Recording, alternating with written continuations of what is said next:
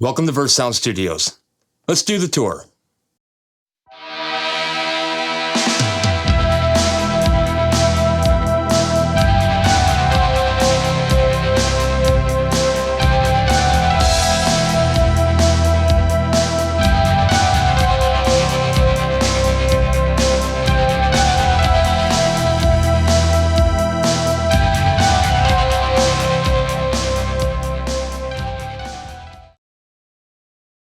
So the studio is a 400 square foot space.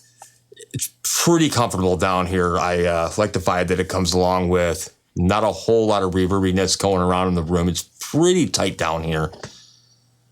So we're going to move on to kind of walking around, show you guys what it looks like around here. So we're going to start off at the entrance, which is going to turn into the isolation booth as soon as we move the door and get everything kind of taken care of around there.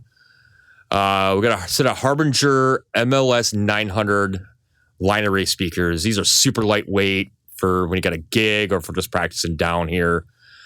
These are nice because each one of the speakers face in different directions. So you have one forward, one right, one left. You know, gets a sound spread a lot evener. You don't seem to get the feedback out of these either, which are kind of nice. Grandfather's old gun cabinet that I converted over into a guitar cabinet. 335 replica. This is my custom built Les Paul. I built this guitar about 20 years ago. The thing sounds amazing. The sustain just hangs on forever. It's got a good sound to it. It is my go-to for doing bleeds and, you know, any kind of heavier stuff. Harley Benton Telecaster with dual pickups. Out of the box, this thing played great. The setup was amazing. I've had a couple of pretty expensive Fender Telecasters, and the setup was done so much better on this than those were. I just got done building this Telecaster custom paint, you know, pretty nice pickups in it, plays really well. And then another Harley Benton that we custom painted it, new pickups in it, new tuners. I am not a gear snob when it comes to guitars. If they play good and they sound good, that's all you can ask for. Fender Blues Junior, really nice clean sounding amp. It's just one of those things that most studios has to have. Minx 110 PV bass amp. Not quite a lot of low end in this, but if you're wanting a tighter kind of high end, works well. Vox AC15. I love this amp. This is what I use quite a bit for like when I'm playing and when I'm recording. Gonna head over to the gear storage locker over here. Kind of cool thing is too is a lot of these things, like we've done the knobs on here, there were like guitar picks or, you know, their volume knobs off of a guitar. It's kind of cool. Just a little touch. But in here, you know, we keep all the cables and headphones and spare parts and snakes and stuff like that. You know, somebody comes in here and the guitar's acting up or the amp is, we've got some spare parts and solder and, you know, anything to, you know, if you need to fix something on the fly. And it does happen more often than you would think. Over to the right here, we have a little lounge area.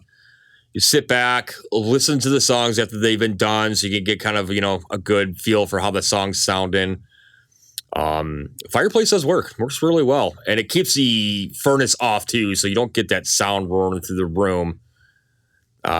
Speakers are Sony SS-CS5s. If you guys are looking for like a good set of speakers for your house, these things sound amazing. They're super loud too, which we never get them up that high, but they were actually a gift from my wife, who got them from her father, who was a recording engineer, and he swore by these things. Just a couple decorative pictures up here. You got Bruce Springsteen, and you got to have Ralph the Dog on the piano. You can't argue with that. Turn around to the drum kit, which is just an electronic kit. Works good for like MIDI controlling when you've got samples and stuff like that. It's the Alesis Nitro. We changed out the stand. The stand was horrible on these things. It would bounce around everywhere. So we made this T-channel stand out of aluminum. It's pretty lightweight, but it is sturdy. It'll hold still, doesn't move around on me. I still like to be able to actually play the drums and not just sit there with a, you know, controller and do it. A little display case with just some knickknacks, and then the microphones are in here as well. So we've got the Lewitt 440, a Warm Audio 251, which is my go-to. It just sounds so nice. Warm Audio 47, Sterling mic, that works good on guitars. couple of 58s, a Shure 55. That sounds really good. I like using that when I'm playing out, but it doesn't work all that well outside.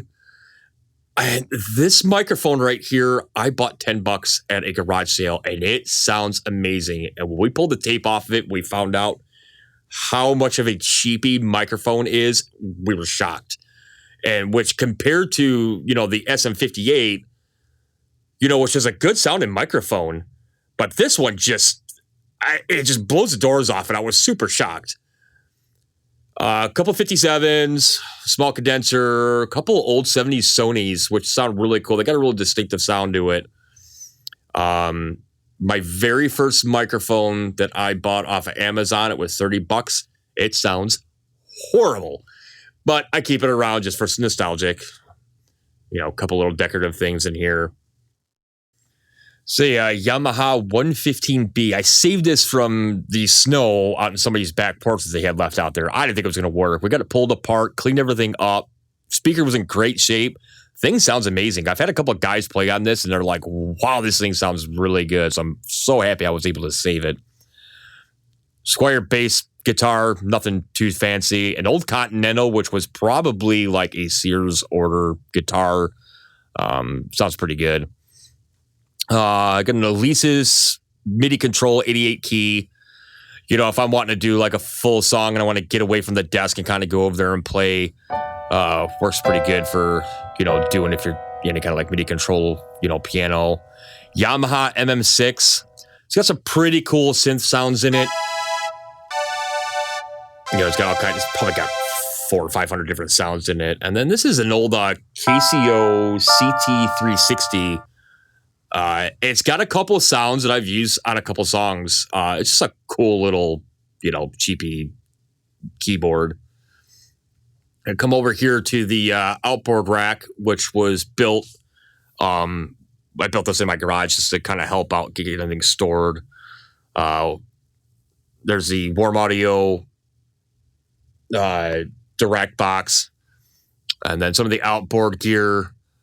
So the interface is a Antelope Discrete 8. I am so glad I went with this thing. I had a Behringer beforehand. This thing sounds amazing. I think it's like one of the top 3 like interfaces you can get. I like that it's got the gain controls in the front, so that would not go into the sub program. Behringer ADAT, patch bay. Then I get a Pro MPA. Lin 76 compressor, optical compressor, and then a EQ.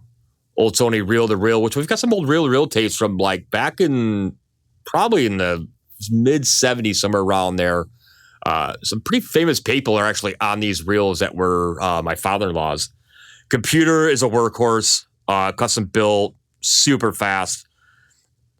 Definitely was a great upgrade. HS7 speakers from Yamaha, pretty good size for the room. Controller, so I can control, all my inputs coming in, all the outputs towards like the monitors. Waiting to get another set put in here as well. To volume control, it's got a talk back on it, so I can push a button and this microphone here will pick up on it and feed it to everybody's headphones. Couple extra headphone sets, and then studio out so we can listen through the stereo over here.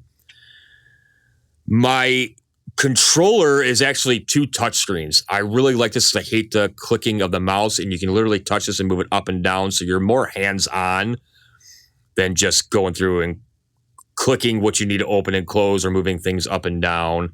You can control the faders, you control your plugins as well too. You can turn things on and off or turn them up and down. So it's kind of a nice feature to have down in here. Shortcut controller, it's actually a gaming keyboard, but I've got it programmed to where I can open and close things, stop, start. So, if I push on here, it'll open up like for all my plugins saved. Any kind of like things I need to open and close, I can save from here. Like I said, stop, start, undo. And then I have the Arturia Keylab 49. Just nice to kind of sit here if I'm trying to figure out ideas. I can jump on here. So acoustic guitar, just in case, you get an idea in your head. Some of the pedals that I use on a regular basis for when I'm recording.